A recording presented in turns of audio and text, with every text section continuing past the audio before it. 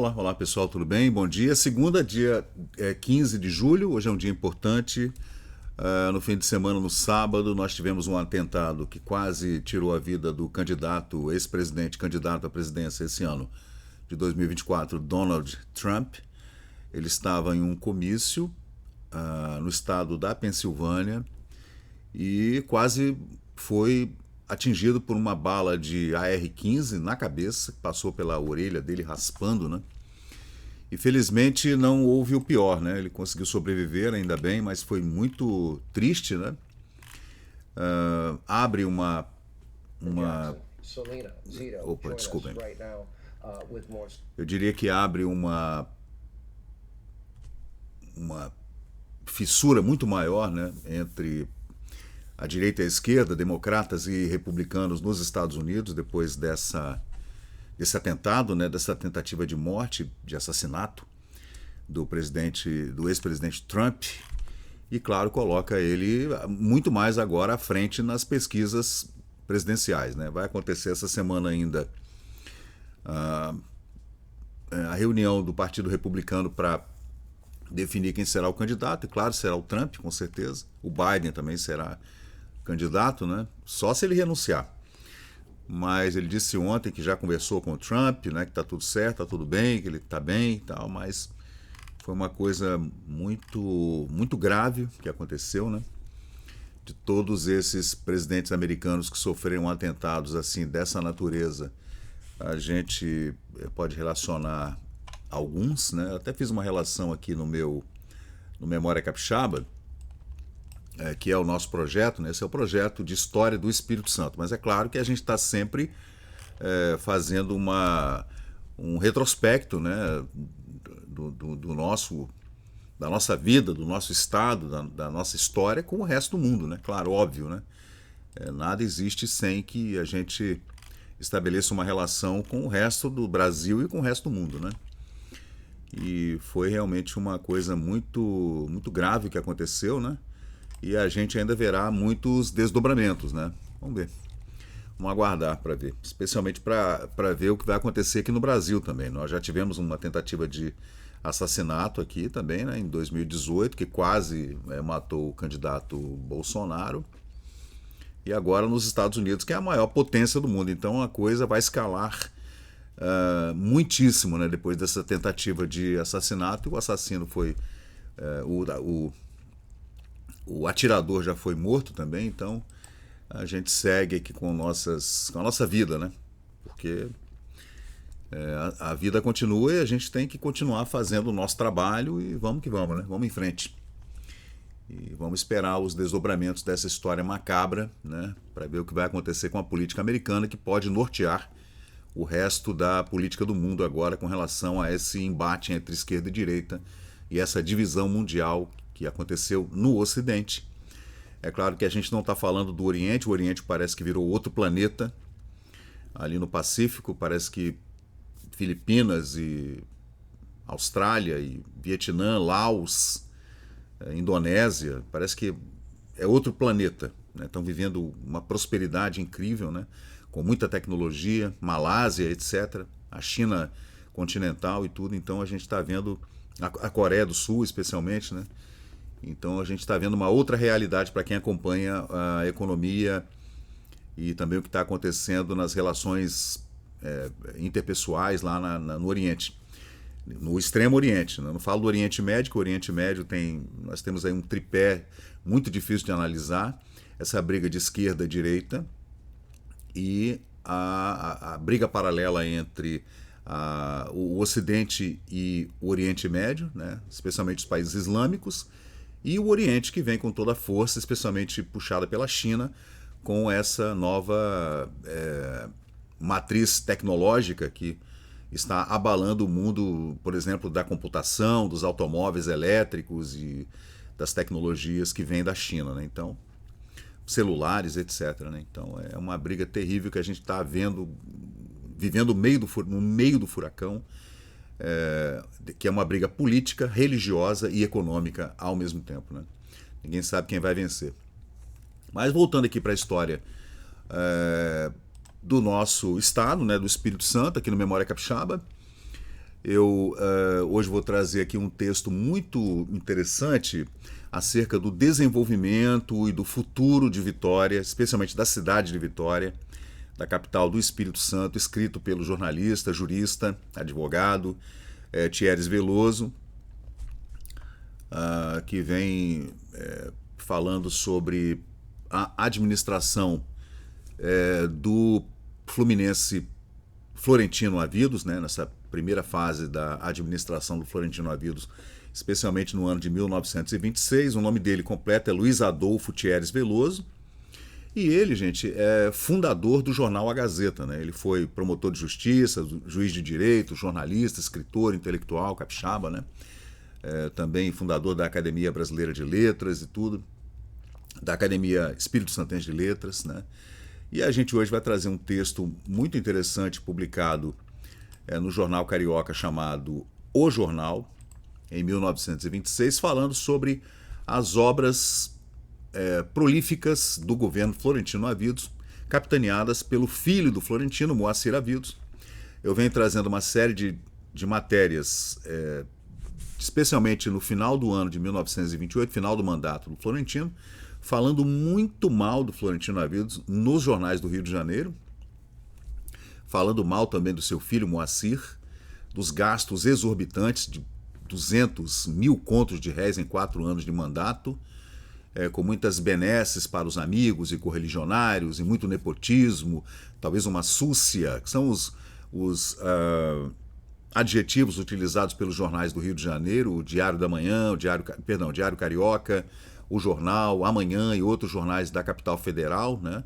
Nessa primeira fase do período republicano no Brasil, 1910, 1920, aquela briga entre Jerônimo e Bernardino Monteiro, aí a vinda do Nestor Gomes, que foi o primeiro presidente fluminense, né, que veio do estado do Rio de Janeiro para comandar a política no Espírito Santo por conta da briga entre fazendeiros e famílias aqui no Espírito Santo. Então o presidente mandou alguém de fora para comandar. E depois veio o Florentino, que também era fluminense, né, para aplacar essa fúria entre as forças antagônicas aqui do Espírito Santo no início do século XX. Então, o Thieres Veloso me parece um correligionário, um apoiador do governo do Florentino Avidos. Eu venho falando sobre essas matérias que saíam nos jornais do Rio de Janeiro, que eram jornais com um jornalismo muito ácido, muito áspero, muito espinhoso, um jornalismo muito inflamado, né?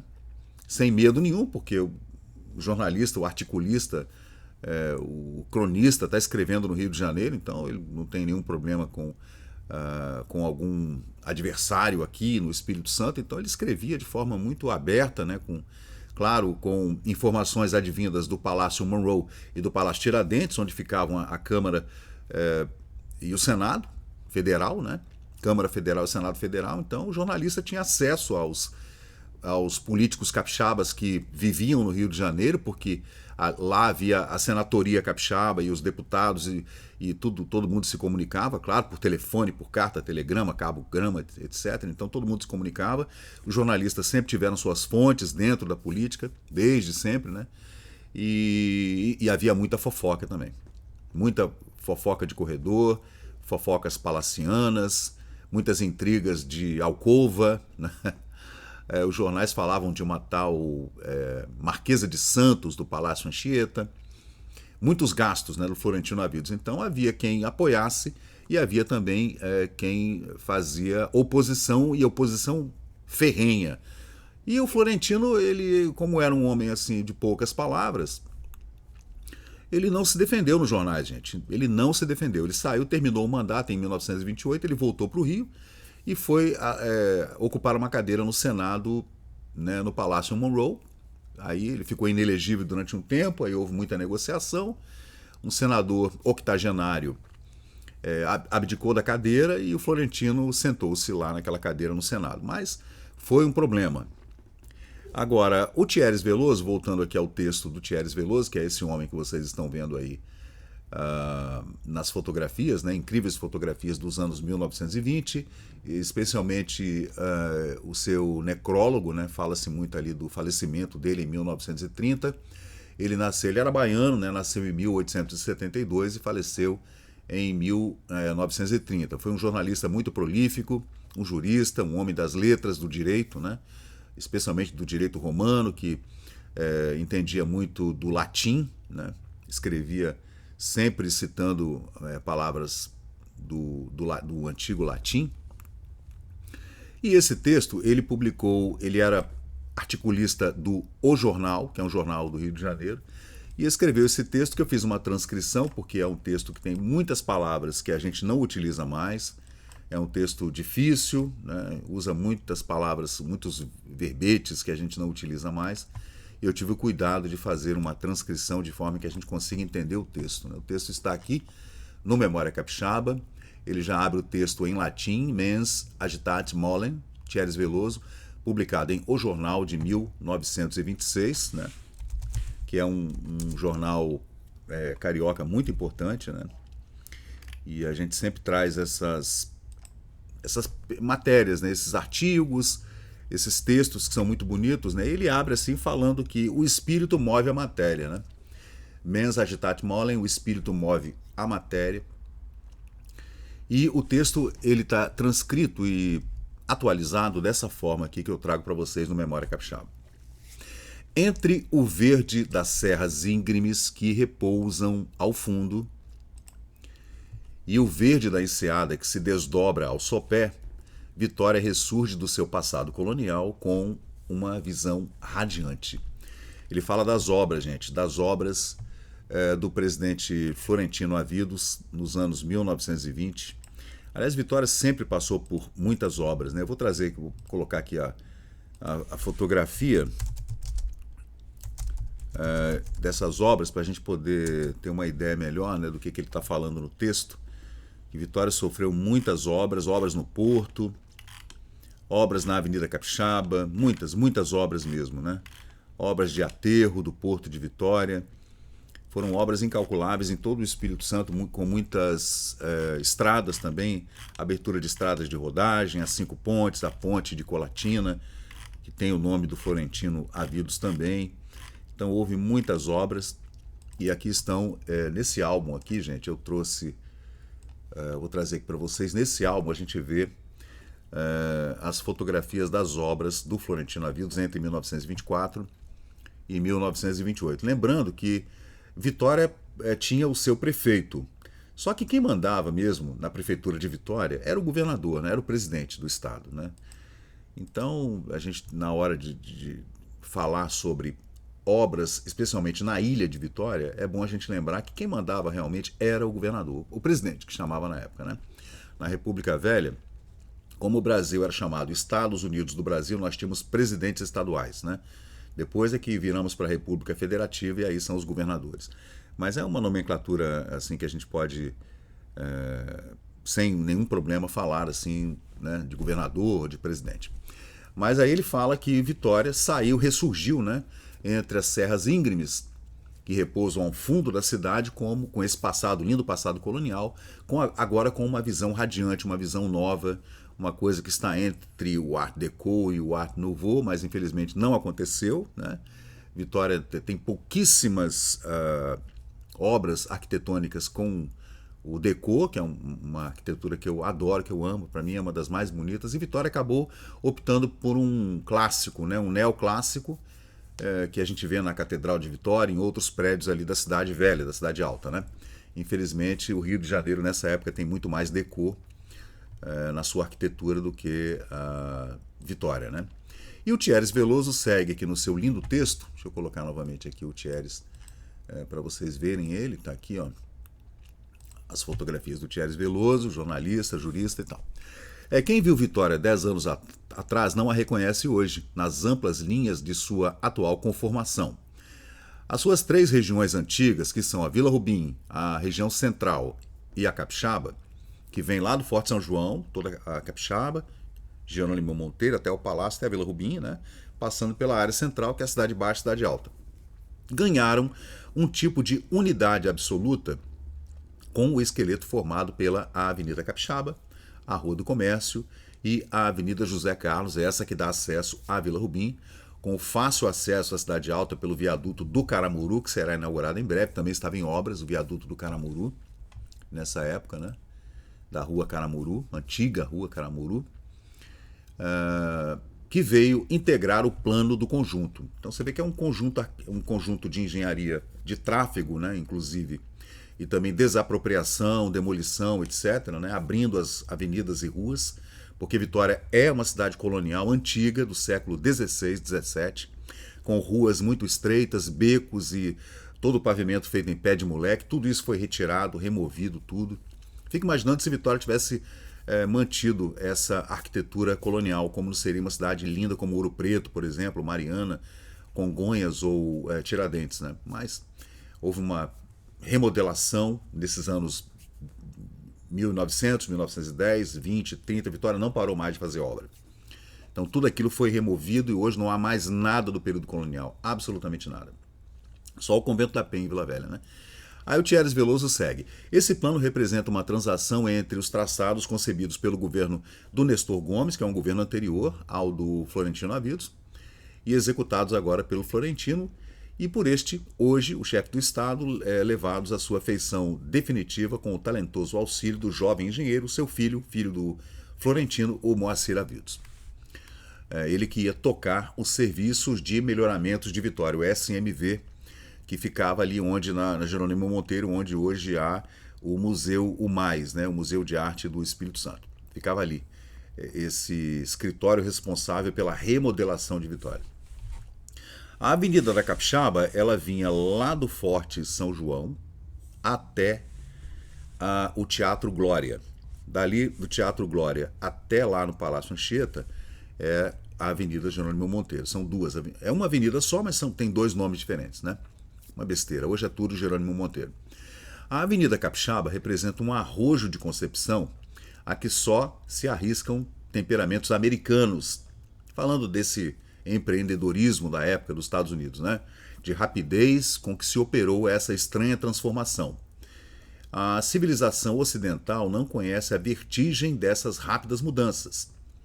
O gênio ponderado das velhas civilizações, pelo menos até o advento da Guerra Mundial, da Primeira Guerra Mundial, pensa e medita 10 anos para arriscar apenas o plano dessas surpreendentes metamorfoses. Então há sempre um medo de fazer mudanças muito graves, né? Então faça mudanças pensando de 10 em 10 anos, assim, como ele questiona. Não sei se critica, se questiona ou se simplesmente relata o fato. O espírito conservador sedimentou ali preconceitos seculares que para romper é preciso o martelar persistente de várias gerações de inovadores, aliás difamados como destruidores de velhas e sagradas tradições, quase invioláveis na rigidez da sua augusta e ríspida velhice. Então era um progressista, né, o Thierry Veloso, né? Você vê que ele fala que há precisa de muitas gerações de pessoas jovens, inovadores e tudo, para se fazer uma transformação arquitetônica, né, na engenharia da cidade, né, no traçado das ruas e avenidas e tudo. Ele questiona isso, né, que essas novas gerações que chegam fazendo obras assim, nessas marteladas, sempre tem uma oposição muito grave e ríspida. E quando um cataclismo como o da Revolução Francesa ou o colapso da dinastia russa, na Revolução de 1917, né, faz sacudir e estremecer o solo do velho continente, são necessários, no mínimo, metades de séculos para se voltar ao estado de equilíbrio. Bom, muito lúcido, né, o Thierry Veloso. Né? E é verdade, por isso que eu faço sempre essa minha leitura separando os períodos históricos em 50 anos. Sempre faço assim, sempre meio século, para eu poder estudar as 5 décadas de forma que eu consiga entender melhor essas relações. Então ele fala que de uma década para outra surge um novo administrador, né, falando de obras públicas, né, que é o mote desse texto do Thierry Veloso. Sempre há um embate entre o velho, o conservador, e o novo, o progressista para a época, né? Lembrando que o progressista tinha outra denominação nessa época, não havia esse embate entre esquerda e direita que há hoje, é diferente, muito diferente. mas ele fala que de década em década surge alguém para fazer modificações na engenharia das cidades, né, arquitetônicas, e há esse embate entre o pessoal mais velho com o pessoal mais jovem, né? E ele, pelo texto, ele fala que ele apoia a juventude, o progressismo, né? Vamos avançar, vamos... E tem gente que se opõe, né? Hoje, por exemplo, a esquerda se opõe a isso, né? Porque tem que preservar o casario antigo, né? Então existe uma dicotomia que às vezes nos confunde um pouco, né? A esquerda é a favor de que se preserve o antigo, né? E a direita também, né? Nessa época, não. O cara que se colocava como progressista, ele queria demolir o velho, inclusive falando do casario, né? Das coisas antigas da cidade, né? Daquele aspecto de vila colonial que Vitória tinha, vamos demolir tudo e vamos fazer uma coisa nova, jovem. Ele não questiona, ele apoia, né? A destruição segue-se logo à construção, sem comprometer oscilações ou interrupções dolorosas. A faísca que ilumina os líderes das grandes reformas, ao mesmo tempo desvenda os véus do futuro do espírito das massas, predispondo-as para a completa compreensão e o consequente aplauso das grandes inovações. Então ele fala que no primeiro momento as pessoas são contra, mas depois elas vão aplaudir porque realmente aquela demolição e aquela nova construção acabam se incorporando na vida das pessoas e elas acabam entendendo que foi melhor desse jeito. Aí tem aquele problema, né? Você prefere uma cidade que se mantenha bucólica, como antes, até no período colonial, como Tiradentes. Vamos botar Tiradentes em Minas Gerais como um exemplo de cidade que se manteve colonial, né? Turística, bucólica e colonial. Vitória era desse jeito, só que Vitória, por conta de sua geografia, por conta de ser um porto, ela não podia ficar daquele jeito, né? Realmente não, eu concordo, né? A gente poderia ter mantido algum aspecto colonial da cidade, pelo menos na cidade alta. Na cidade baixa eu não digo, porque aqui precisava realmente de aterro para que se melhorasse o tráfego, inclusive o tráfego marítimo, né, o desembarque de toda essa produção nos portos aqui de Vitória e Vila Velha, mas claro também as ferrovias que vieram junto, né, junto com o progresso vieram as ferrovias e a ligação do Espírito Santo com o norte e o sul do estado, com Rio de Janeiro, Bahia e Minas Gerais. Então precisava realmente. Mas assim, as demolições no centro, na cidade alta, que foram uma pena mesmo, não precisava. Nem retirar os bondes, na minha opinião. Poderiam ter mantido os bondes, pelo menos na cidade alta, na Praça Costa Pereira, no Parque Moscoso, na cidade alta, né? Infelizmente. E ele vem dizendo que na remodelação radical das instituições políticas, como das estruturas materiais, o sulco deixado a uma hora pela picareta destruidora recebe ainda fresco, na hora seguinte, os alicerces de novas construções, de futuras construções. Ele faz um paralelo com a política. O texto é muito bonito, né? Muito interessante esse texto. Ele fala, gente, como era um homem do pós-Primeira Guerra Mundial, também um homem que viu a queda da família Romanov e viu a subida dos bolcheviques na Rússia, era um homem imbuído dessa ideia de vamos acabar com o velho e vamos construir o novo, né? Como é o revolucionário clássico, né? Nesses 3 anos do atual período administrativo, ele fala do Florentino Avilos no seu 3º ano de mandato, 1924, 25 e 26, vimos Vitória, outrora desarticulada nas suas 3 partes mencionadas, Vila Rubim, Centro e Capixaba, coordena-se em todo o harmônico e homogêneo pela feliz concepção dos traçados das suas ruas principais. Coordena-se de forma harmônica e homogênea, né? Essa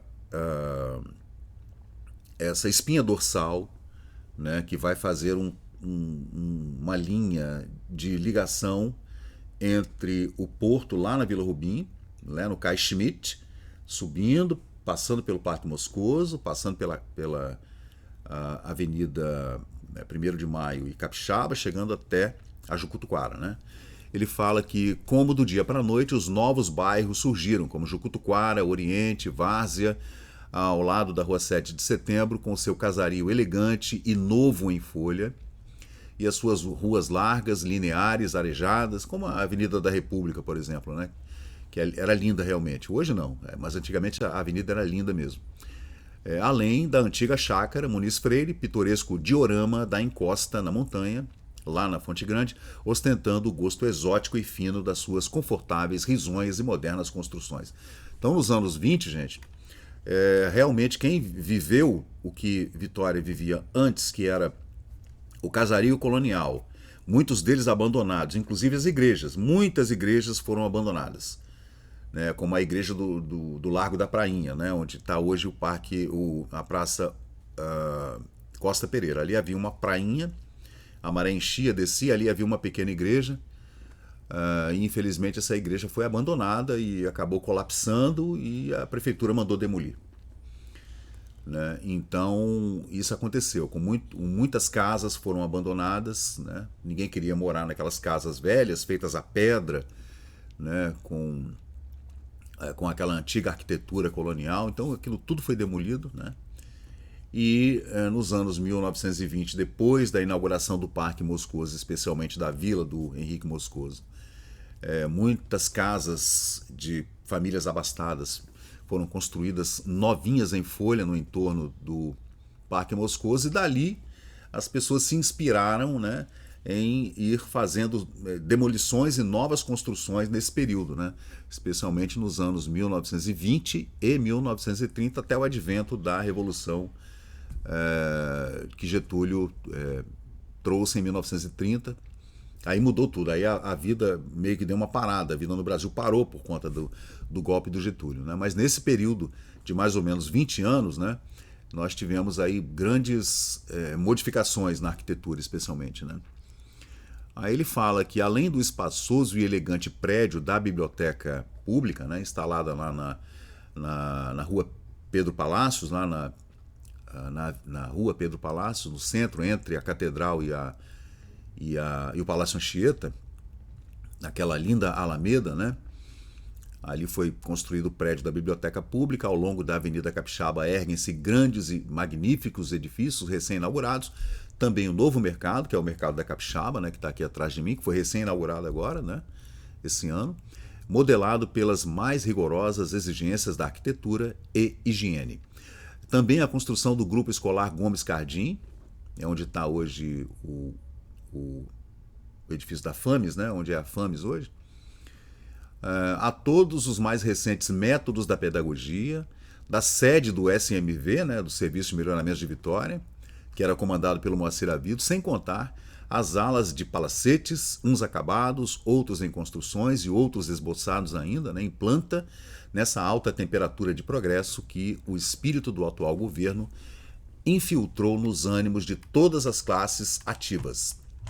Então você vê, né, que quando começaram os aterros do Porto, as demolições na Avenida Capixaba, para alargar-se a avenida, né? Aí as pessoas começaram a investir em novas construções, né? Então a gente vê aí, por exemplo, a avenida, a Rua Gama Rosa, por exemplo, que foi totalmente remodelada, né, no centro. A escadaria Maria Ortiz, que antes era uma ladeira muito ruim de subir e tudo, foi totalmente remodelada e novamente construíram a escadaria, fizeram uma linda escadaria que foi inaugurada em 1926. Também a praça lá do Imperador, né, no Cais das Colunas, no Cais do Imperador, em frente ao Palácio Anchieta, e a construção também da escadaria do Palácio. Tudo isso foi feito aí. São fotografias do Caramuru, da Rua do Caramuru. Aí a gente vê como era a Vitória antes, gente. Ó, vou aumentar aqui. Não dá para aumentar não, deixa eu copiar aqui para a gente ver melhor. A foto não tá boa, né? Na verdade é uma foto da foto que foi escaneada, preto e branco, mas aqui a gente vê como era a Vitória colonial. Vocês estão vendo aí? Olha o pé de moleque aqui, ó. Como em Tiradentes, por exemplo, em Ouro Preto, em Congonhas, né? Esse é o pé de moleque da ladeira do Caramuru, tá vendo? Era assim. Vitória era toda assim, com essas ruas estreitas, bem estreitinhas. Lembra um pouco aquelas vias antigas de Pompeia e Herculano, do antigo Império Romano, né? A pé de moleque, como uma rua colonial mesmo. Todo esse casario, gente, lindo casario colonial, foi todo demolido. E aqui a gente vê a estrutura do novo viaduto do Caramuru, né? Que está lá até hoje, né? 100 anos. Vai fazer 100 anos, né? Essa inauguração. Aí o Thierry Veloso. E aqui é a foto de cima da rua do Caramuru, da ladeira do Caramuru, antiga ladeira do Fogo, que chamava-se assim, né? Desde os tempos primordiais lá atrás, né? E todo esse casario colonial aqui, gente, todo ele foi demolido. Nada disso existe mais.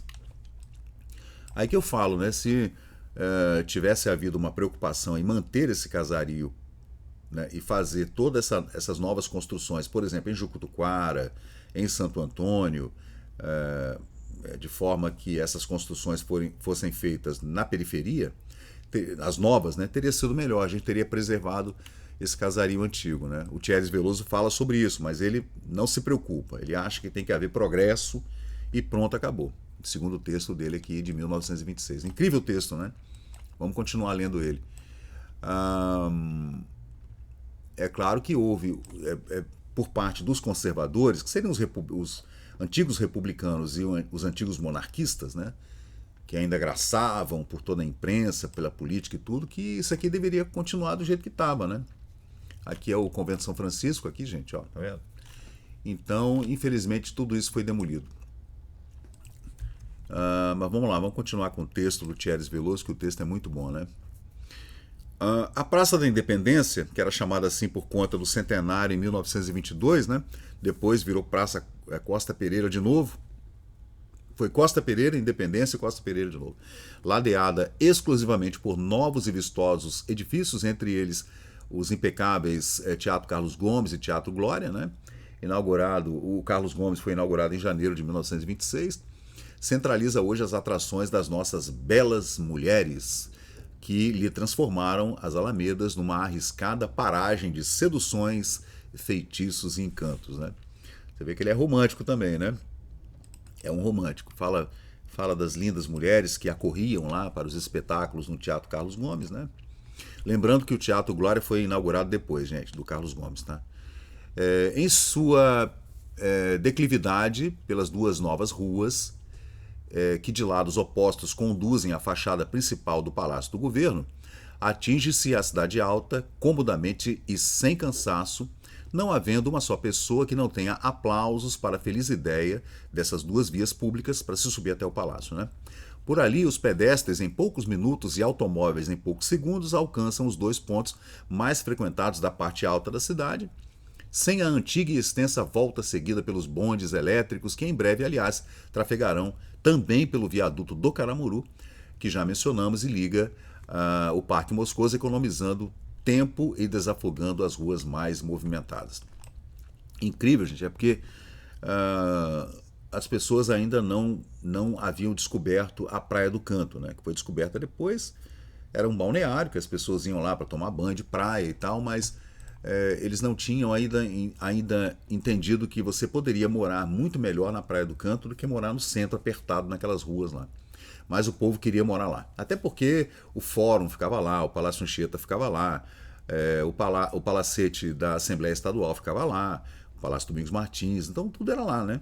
O comércio todo era estabelecido ali, a Rua do Comércio, ali no Porto, era uma rua que tinha o pescado, a carne verde que chegava, que vinha de Viana, que vinha de Araçatiba, a cana que vinha, o açúcar e tudo. Então, o óleo de baleia que se comprava ali para você fazer iluminação pública e tudo, antes da elétrica, né, claro. Todo o comércio era feito ali.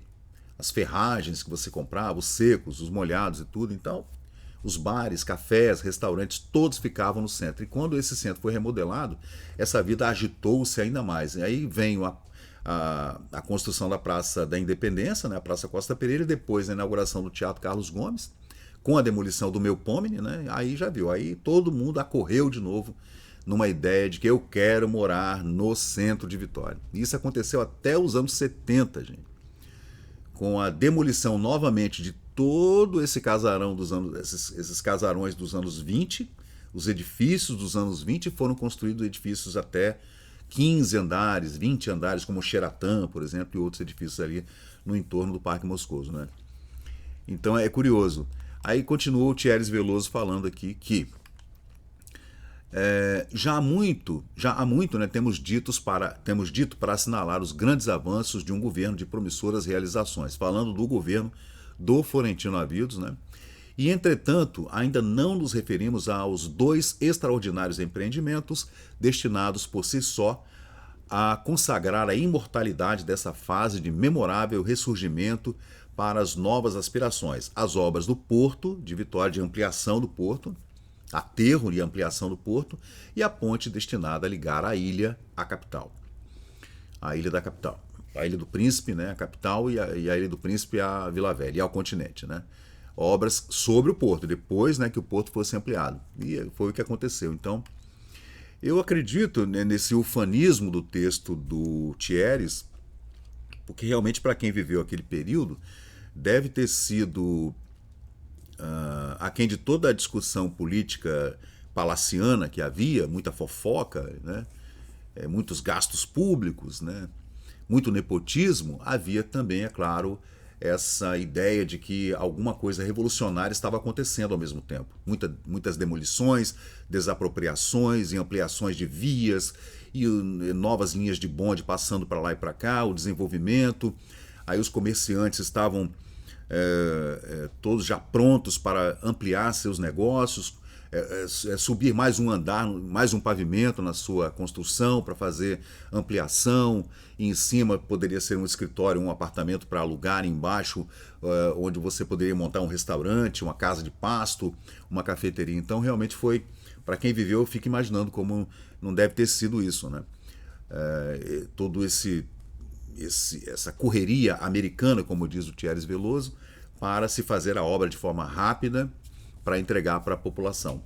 E é claro que existem os adversários falando muito mal também, porque muitas obras, ao final do governo do Florentino, foram entregues sem que tivessem sido terminadas. Bom, para a honra do nosso Estado, essas obras, especialmente no meio do mandato, 1926, que estavam a cargo do governo federal, foram assumidas pelo nosso governo estadual, que as está realizando com essa serena coragem e o ponderado heroísmo essencial aos grandes e proveitosos empreendimentos. Então, a obra do Porto, por exemplo, de Vitória, era uma obra feita pelo governo central, né? Pelo governo federal, mas foi encampado pelo governo estadual a duras penas e também com muitas dívidas, tá? Com muitos contratos feitos à revelia sem licitações públicas, feitas, né, à base da caneta do presidente Florentino, e tem muito questionamento político com relação a isso aí também. Muito gasto feito assim, de forma sem licitação pública, sem concorrência pública. Então tem gente que falava muito mal também. Nunca serão demais as bênçãos merecidas pelos iniciadores dessa gloriosa e fecunda iniciativa, a cujo avanço se opuseram até hoje quase inexpugnáveis obstáculos. Você vê, né? O Thierry estava bem atento, né? Até porque ele escrevia para os jornais do Rio de Janeiro, que era a capital da República. Então ele sabia muito bem quantos adversários políticos havia na capital federal trabalhando contra o governo do Florentino na época, até por conta dessa gastação, né?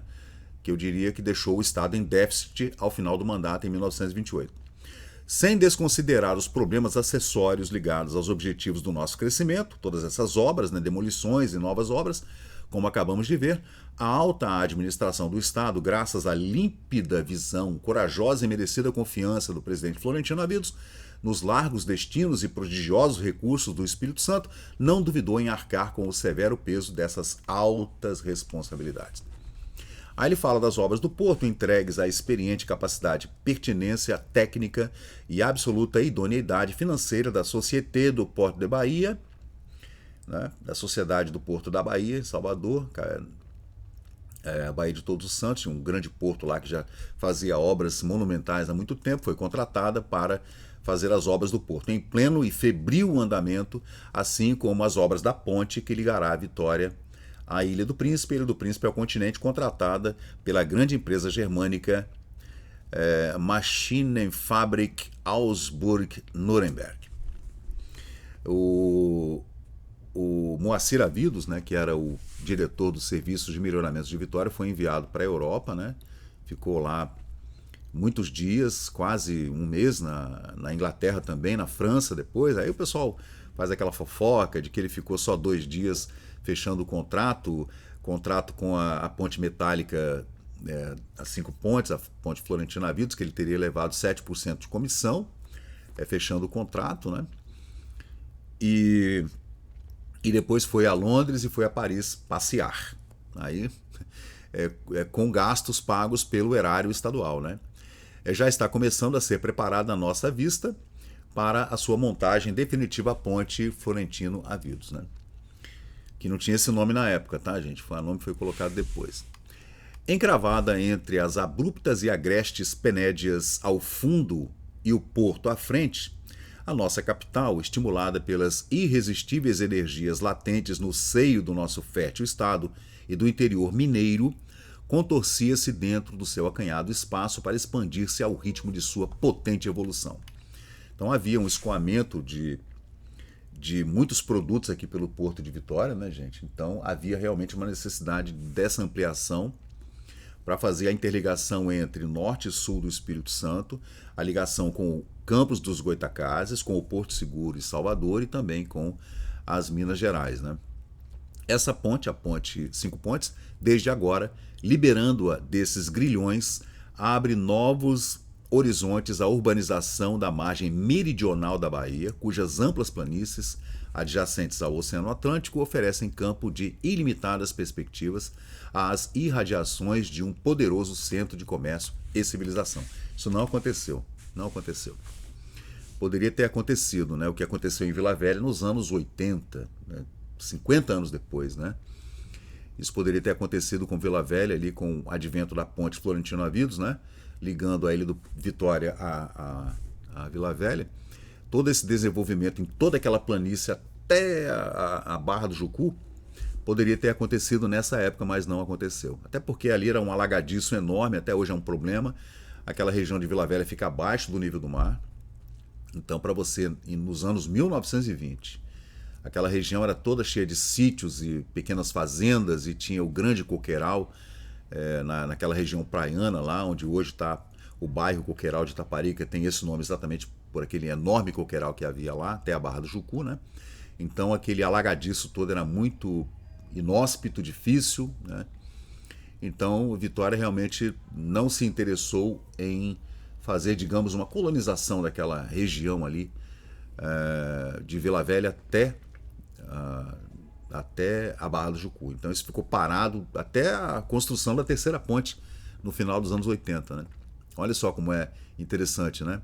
Aí o Thierry Veloso continua dizendo que transborda a Bahia o sistema rodoviário já concluído ou em execução adiantada e porá a capital, Vitória, em contato com o resto do estado, cuja configuração nos permite afirmar que as suas mais remotas localidades poderão se considerar como bairros, como adjacências, região metropolitana, como a gente chama hoje, né?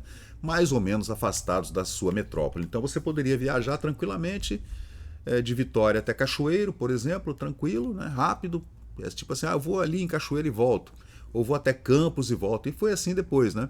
Ou vou até São Mateus, mas todo aquele desenvolvimento que a gente esperava acabou não acontecendo, porque veio a Revolução de 30, que deu aquela parada na política brasileira, né? Depois veio a Segunda Guerra Mundial, né? Então nós não vimos esse desenvolvimento, infelizmente não. Aí continua o Thierry Veloso: bem-aventurado o solo espírito santense, cujas rendas, na proporção do seu pequeno território, exuberam para transformá-lo em um laboratório modelo nos elementos essenciais à máxima cultura material, moral e intelectual, cujas energéticas virtudes, conjugadas com as dos seus co-irmãos da Federação, Bahia, Minas e Rio de Janeiro, constituirão um indestrutível arcabouço da pátria indissolúvel. Legal o texto, né? A essa elaboração cultural metódica, otimista e integradora das aspirações nacionais, a administração do Espírito Santo se mostra vinculada como se a houvesse baseado nas estipulações formais de um compromisso de honra. Assim, ele fala que o Espírito Santo ele é abundante em muitos produtos, né, que eram sempre sempre foram exportados desde a época da colônia, da capitania da colônia, né? E por falta desse arcabouço, que eu diria um arcabouço de hipermodal, como a gente diria hoje, né, de linhas marítimas, um porto mais bem equipado, também as suas ferrovias e rodovias, que não havia rodovias. Primeiro foram as ferrovias, né, depois as pequenas estradas, né, que foram abertas nesse período entre 1924 e 1928. Muito ruins, aliás, né? As pessoas reclamavam muito da estrada. Quando chovia, ninguém passava, de jeito nenhum, nem a cavalo. E a Vitória acabava como um patinho feio dessa região, tão rica, né? De tantas diversidades e tudo, de matérias-primas, etc., madeiras e tudo, por conta dessa falta dessa comunicação que nessa época era marítima e ferroviária. Então ele questiona, né? Porque agora a Vitória, dentro desse novo panorama nacional, estaria pronta para, de forma pacífica, duradoura, né, ter o seu lugar ao sol dentro dessa nossa região sudeste, digamos, né? Por certo, numa obra de grande complexidade como esta, há de haver falhas e lacunas em pontos secundários, onde se fica teimosa a crítica, onde se fixa a teimosia da crítica, dos constantes críticos, né, na imprensa especialmente, na política também, na rigidez da sua agressividade irada, que ignoram a justiça trivial de apreciação que manda julgar do mérito do trabalho pela harmonia do conjunto e pela maior ou menor adaptação dos seus processos à sua transcendente finalidade. Legal, né? O texto tem uma lógica muito precisa, muito bonito.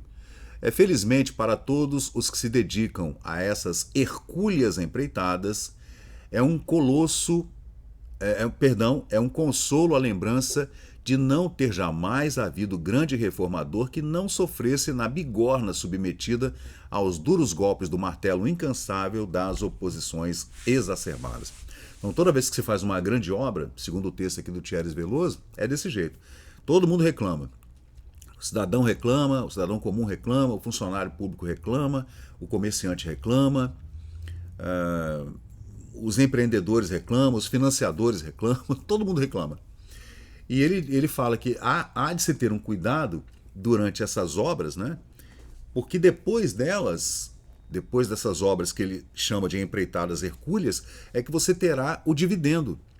Porque depois que forem ampliadas as ruas, as avenidas, depois que o porto tiver com um calado recebendo navios maiores, depois que todas as ferrovias e todas as estradas, inclusive para os sertões, como se chamava antigamente, para o interior, para o oeste, estiverem prontas, você terá, claro, um desenvolvimento muito mais rápido, muito mais veloz, muito mais, né, profundo. Então as pessoas têm que parar de fazer esse tipo de martelada na bigorna para falar mal do administrador atual e entender que toda essa obra, quando é uma obra muito grande como essas que aconteceram nos anos 20, você terá depois uma cidade muito mais bonita e com um comércio muito mais, né, muito melhor, né? Então, realmente, o texto é muito interessante. O tempo é que, afinal, vai se encarregar de polir as asperezas dessas vozes inimigas da oposição política e na imprensa, né, cujos acentos se vão perdendo pouco a pouco como o esvair-se das paixões que as acenderam. Dissipa-se o fumo deixado pelas labaredas quase extintas e a tranquilidade e a tranquila lucidez dos espíritos equânimes, passado o momento revolto, no meio dessa confusão de obras e tudo, né, e política, e poderá contemplar o panorama circundante e conferir imparcialmente a quem de direito o prêmio alcançado pelas legitimidades concederão, né? Então, você vê que no final ele fala que, assim, para o Florentino, eu acho que ele sentiu ali aquela oposição ferrenha, né? E ele fala que no final das contas, toda essa obra monumental, que para a cidade de Vitória era monumental, era hercúlea, estava se fazendo as pontes, né? As estradas, as ferrovias, as novas ferrovias, as interligações, né, aqui dentro do estado e fora dele, Bahia, Minas e Rio de Janeiro, o porto, etc. Tudo isso depois traria glória a essa administração, né? No inteligente desdobramento dos vários capítulos desse programa de positivas aquisições materiais para o nosso aparelhamento futuro, como centro de uma vasta zona sertaneja do centro do Brasil, predomina o pensamento superior de centralização a que Vitória tem direito, preferencialmente pela superioridade do seu maravilhoso porto único no extenso trecho do litoral que separa a Baía de Todos os Santos e a Baía da Guanabara. Olha que bacana, hein? Que coisa legal, né? Ele fala que Vitória é muito privilegiada geograficamente, está estabelecida numa baía maravilhosa, né? E bem no meio entre o sertão, né, que antigamente se chamava a região oeste, né, para Minas de sertão. Essa zona sertaneja não quer dizer que seja sertanejo como a gente imagina hoje no Nordeste brasileiro, não. Falava-se sertão. Ah, estou indo lá para a região do sertão, tá? Era a região oeste, indo para Minas, né, subindo as serras. E chegando até a Baía de Todos os Santos, né, em Salvador, e na Baía da Guanabara, no estado do Rio de Janeiro, você tem um ponto maravilhoso, extenso, lindo, né, que você pode navegar tranquilamente e fazer todo esse comércio, né? O texto também é um texto bastante liberal, né? É um texto que tem uma profunda ideia da economia liberal, né? De que a coisa deve ser pavimentada pelo poder público, mas depois você deixa o cara, né, movimentar-se por essa nova espinha dorsal para que a economia possa levar a Vitória para o lugar onde ela já deveria estar há muito tempo. Aí continua o Thierry Veloso. Não traduz, pois, no caso, um simples gesto sentimental de entusiasmo regionalista, senão uma inelutável fatalidade geográfica. Está esta tendência a canalizar para a Vitória a torrente caudalosa do futuro de grandeza que se aproxima. Você vê, né? Que bacana esse texto aqui. Ele diz que a gente não consegue traduzir de forma simples esse entusiasmo que nós temos, que é um entusiasmo regional, ufano, mas regional, capixaba, né? Se não entender que Vitória possui uma inexorável geografia, né, que nos dá uma primazia na canalização desse novo futuro que se arregimenta. Então, como Vitória está bem no centro entre a Baía de Todos os Santos e a Baía da Guanabara, numa baía protegida como a nossa, com esses lindos portos que nós temos aqui no estuário do Rio Santa Maria, né, que faz com que Vitória canalize todo esse tráfego de víveres, de produtos e madeiras e tudo, o industrializado ou não, o café, o açúcar e tudo. Então, Vitória está de forma inexorável fadada ao desenvolvimento, à luz do futuro que se aproxima, né? Muito legal o texto. E terminando, o Thierry Veloso, muito, muito bonito esse texto. É claro que ele está transcrito, tá, gente? Eu fiz a transcrição do texto, eu mudei algumas palavras porque ele faz um libelo, né? Usando muitas palavras que a gente não utiliza mais, algumas são ruins de ler, outras a gente nunca ouviu falar, são palavras antigas, né, do português lá do século XIX, o latim também, né? Então, terminando, ele fala: ao estadista, que concentra no espírito os dados do problema e os meios da sua solução, cumpre o dever de sondar os mistérios do futuro, não como uma quiromante nas linhas da mão aberta dos ingênuos, conforme pretende a crítica superficial de curto fôlego, como na imprensa, né, por exemplo, mas como quem tem a responsabilidade dos destinos do povo, que lhe confiou o mandato, né, o comando de uma das grandes etapas da sua travessia, da nossa história, né, pelo infinito fio dessa história maravilhosa. Então termina assim o texto do Thierry Veloso, só que assim a gente pode ainda falar alguma coisa nesse último parágrafo do texto, porque a gente consegue ver uma dificuldade dele, né? É uma dificuldade do intelectual da época, né? Entre dizer que o estadista ele tem em mãos todos os dados do problema e os meios da solução. Claro que não, né, gente? Nenhum burocrata jamais terá todas as informações de um problema num determinado local. Nem numa vila, nem numa comarca, nem numa cidade, nem muito menos num país.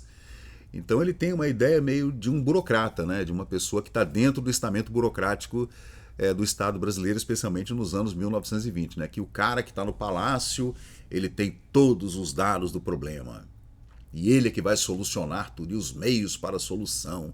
E cumpre a ele o dever de sondar mistérios do futuro, e não como um adivinho, né? Um quiromante, um cara que vai ler as mãos dos bobões, dos inocentes, dos ingênuos, né? Mas com aquela crítica boboca, superficial, que está criticando por criticar, mas aquele que tem a responsabilidade dos destinos do povo. É uma coisa assim muito, né? Muito estatal para minha cabeça, como libertário, né, não entra na minha cabeça, mas como um homem de mais de 100 anos atrás, a gente consegue entender o panorama político e econômico da época, especialmente porque é um pós-Primeira Guerra Mundial, é um pós-pandemia da Primeira Guerra Mundial, da gripe espanhola, um pós-revolução de 1917, que derrubou a família Romanov na Rússia, né, instituiu o primeiro governo comunista do mundo. Então a gente consegue entender que existe uma quebra de paradigma, né, com muitas famílias imperiais e famílias reais caindo pela Europa desde o final do século XIX. Né?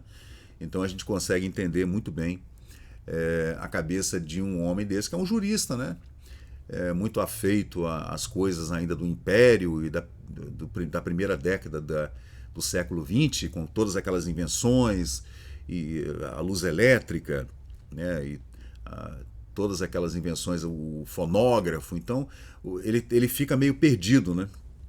De um lado tem a coisa de você reformular tudo, as cidades, e vamos construir coisa nova, vamos trazer para frente dos governos essa juventude que vai trazer um progressismo, né, estatal, que vai pavimentar, né, toda essa linha de tráfego, de comércio e de serviço. E ao mesmo tempo, né, ele fala que o estadista é o homem que detém a sapiência da problemática da sociedade e também os meios da solução, não como aquele que critica superficialmente na imprensa, por exemplo, ou nos corredores da política, né? Mas aquele que tem uma aura, digamos, divina, e com todos esses dados do problema ele solucionará todos os problemas. Não, de jeito nenhum. Nenhum governo nunca terá todas as informações contidas na cabeça de cada cidadão daquele local, e muito menos o meio adequado para solucionar esses problemas, que seria uma coisa impossível, divina, onisciente, onipresente. Né? Ninguém tem esse poder de resolver os problemas de uma sociedade. Por isso que a gente vive esse cabo de guerra político, intelectual, filosófico, histórico, há tantos e tantos milhares de anos. Né? Então, gente, o texto é maravilhoso, mesmo com todos esses... mesmo com todas essas pequenos pontos que eu trouxe aqui analisando junto com vocês, mas o texto é bem interessante,